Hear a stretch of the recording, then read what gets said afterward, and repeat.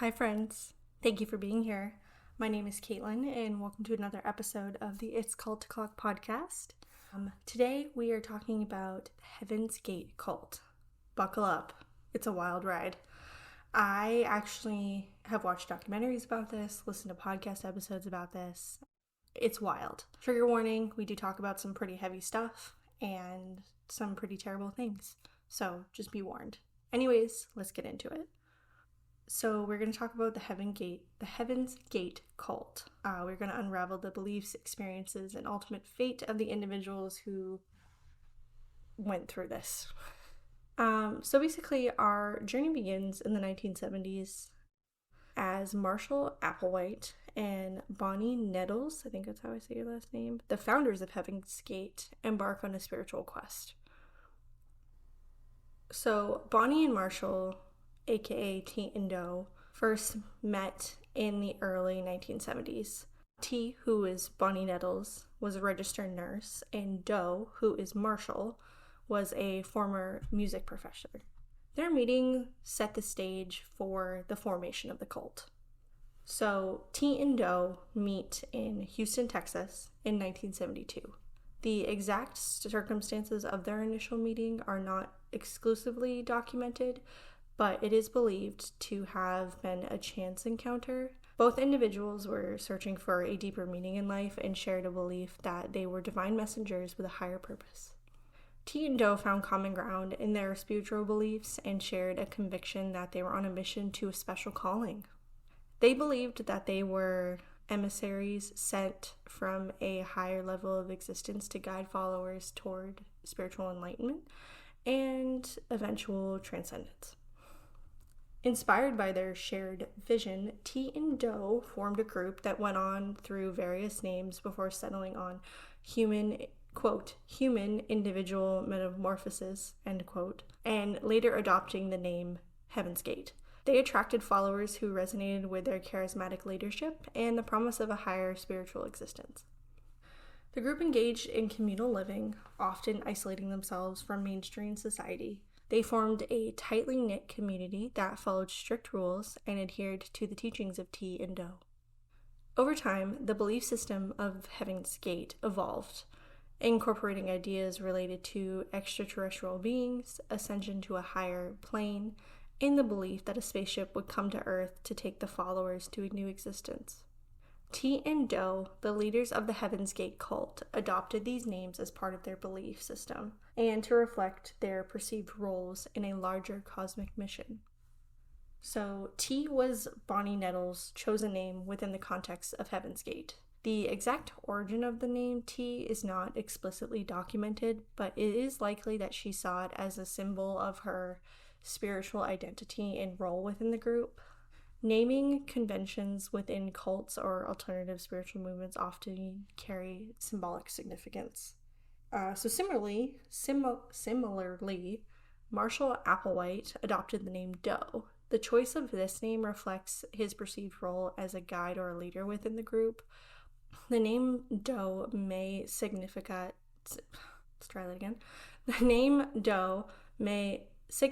a sense of doing or carrying out a mission, aligning with the group's beliefs in their purpose and destiny. T and Doe believed that they were extraterrestrial beings, messengers from a higher level of existence who came to guide their followers towards spiritual enlightenment and eventual transcendence. The adoption of these names was part of their creation of a new identity that transcended their earthly personas. In embracing new names, T and Doe were symbolically breaking with their past identities and affiliations. This act reinforced the idea that they were embarking on a unique spiritual journey that required a departure from conventional societal norms. The adoption of names like T and Doe is not uncommon in cults or alternative spiritual movements. It serves to mark a departure from conventional identities, establish a shared sense of purpose among followers, and align with the leader's perceived cosmic roles. The names played a crucial role in reinforcing the distinct identity and beliefs of Heaven's Gate within the context of their communal living and spiritual journey. The group's ideology evolved over time. It started to incorporate elements of various spiritual, religious, and extraterrestrial concepts. Members of Heaven's Gate believed that they were extraterrestrial beings who temporarily inhabited human bodies. They considered themselves as, quote, the next level, end quote, above human existence. The central tenet of Heaven's Gate was the belief in ascension to a higher plane of existence. Followers were convinced that shedding their human bodies was necessary to achieve this transcendent state. The cult believed in the existence of extraterrestrial spacecraft and tied their beliefs to comets. They thought that these spacecrafts would pick up their consciousness after they had shed their physical bodies. Marshall Applewhite and Bonnie Nettles were considered messengers or representatives of higher extraterrestrial beings. Their teachings were regarded as divine guidance for followers. Heaven's Gate adherents were influenced by apocalyptic ideas. They believed that Earth was about to be wiped clean, and their departure was a means of escaping the impending cataclysm. Members were encouraged to sever ties with their families and any earthly attachments. They believed that family relationships were obstacles to spiritual growth and ascension.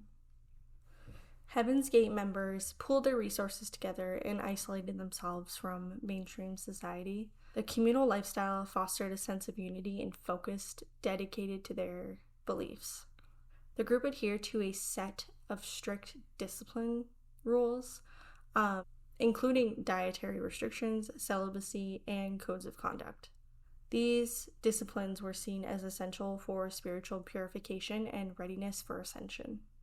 Members adopted a uniform, gender-neutral appearance. Men and women dressed alike in similar clothes and had similar hairstyles, emphasizing the group's rejection of individualism and focus on collective identity. Heaven's Gate incorporated a unique vocabulary with terms related to technology and cybernetics. This reflected their belief in the merging of human and extraterrestrial consciousness. Leading up to the mass suicide event in 1997, members engaged in meticulous preparation, including creating farewell videos and securing resources for their journey. Members followed the teachings of leaders T-Endo, who were considered messengers from a higher extraterrestrial plane. To de-emphasize individuality, members adopted a uniform appearance. Like I stated earlier, both men and women dressed alike, often wearing similar clothes and maintaining similar hairstyles. The group operated under the leadership of Marshall Applewhite and Bonnie Nettle, aka T&O, whose authority was unquestioned. Decision-making and teachings were centralized, creating an environment where followers were expected to conform to the leader's guidance without dissent. The belief system of Heaven's Gate involved a complex combination of spiritual, extraterrestrial, and apocalyptic ideas. Members were encouraged to align their thoughts and behaviors with the group's teachings, fostering a form of cognitive control that contributed to a cohesive group identity. Members intentionally isolated themselves from mainstream society. This isolation was both physical and cultural. They limited contact with the outside world, they avoided media, and they avoided societal norms. Like I stated earlier, the group had, very strict rules, very strict dietary restrictions, codes of conduct. They had to be celibate. They also engaged in spiritual practices, which were taught by T&O. These practices include group rituals, discussions about extraterrestrial life, and the study of the group's unique interpretation of religious and philosophical concepts. The ultimate goal of life in Heaven's Gate was preparation for ascension to a higher plane of existence. Members believed that their earthly bodies were vessels holding them back, and they prepared for the anticipated departure to join an extraterrestrial spacecraft. Despite the communal aspects and shared beliefs, life within Heaven's Gate was not universally positive. Former members have shared accounts of psychological manipulation, strict control, and the challenges associated with adhering to the group's demands. Heaven's Gate embraced polygamous relationships within the group. Marshall as the leader, was known to have multiple spiritual wives, and this practice was accepted among members. The group's beliefs included the idea that earthly relationships were temporary and spiritual connections were paramount. Relationships within Heaven's Gate were often framed in a spiritual and communal context. Members referred to each other as brothers and sisters, and emphasizing a shared spiritual journey and commitment to the group's teachings. The sense of community was central to their identity. The group operated with a hierarchical structure, with Marshall and Bonnie as the central figures. While communal decision-making was encouraged, the authority of the leaders influenced the overall dynamics of the group. In the mid-1990s, as the internet became more widely accessible, Heaven's Gate established a website. The website served as a platform to share the group's beliefs, teachings, and information about their impending departure to an extraterrestrial spacecraft. It included extensive materials, including writings, videos, and audio recordings created by the group. The internet allowed Heaven's Gate to reach a global audience. People from around the world could access the group's teachings, fostering a level of invisibility that was not possible through traditional means. The website became a central hub for disseminating their beliefs and messages. The internet provided a means for potential recruits to learn about Heaven's Gate and its teachings. The group used the online platform to communicate its unique blend of spiritual, extraterrestrial, and apocalyptic beliefs. While the internet facilitated communication, the group also engaged in offline recruitment efforts. Heaven's Gate was characterized by a self-imposed isolation that contributed to the group's distinct identity and belief system. The group deliberately isolated itself from mainstream society. Members withdrew from conventional societal cultures. They chose to live separately from the rest of the world. The isolation was intended to minimize external influences and distractions. Members were encouraged to get rid of ties with their families and limit contact with non-members. The belief was that their family relationships could hinder their spiritual growth and distract followers from their shared mission of preparing for ascension. The isolation allowed members to concentrate on their spiritual development without the interference of external influences. This included engaging in group rituals, adhering to strict disciplines, and following the teachings of Tian-Do. To reinforce a sense of collective identity and de-emphasize individuality, Heaven's Gate members adopted a uniform appearance, like we already know. They also had limited exposure to mainstream media, television, newspapers, and other external sources. They had limited contact to that. This really helped control the narrative of what was going on in the group, and so Tian-Do could have more control over the group all around. While there was no widespread reports of physical abuse within the Heaven's Gate cult, some former members have shared accounts of psychological and emotional manipulation. The structure of the group, with Marshall Applewhite and Bonnie Nettles as authoritative leaders, contributed to a power dynamic that, in some cases, bordered a coercive control. Marshall Applewhite and Bonnie Nettles held significant authority within the group. Their decisions were final, and you could not question what they were saying, basically. You couldn't disagree with them. You couldn't do anything. You basically had to go with what they said or else. Along with, the isolation from mainstream society, because of that, the group leaders were able to control them more because they didn't have anybody in the outside world. Members were also expected to adhere to the teachings of Tian-Do. They had to be obedient, they had to listen, they had to follow the rules, they had to do everything. The belief system of Heaven's Gate included elements that might induce cognitive dissonance, where members had to reconcile conflicting beliefs or experiences. So this tension could contribute to a sense of control. So members basically sought to align their thoughts and behaviors from the group's teaching. So all in all of that created a way for Tian-Do to really control the group and really make it so other people couldn't really leave, or they didn't feel good to leave, or they didn't know what else to do. Unfortunately, there's a tragic end to Heaven's Gate.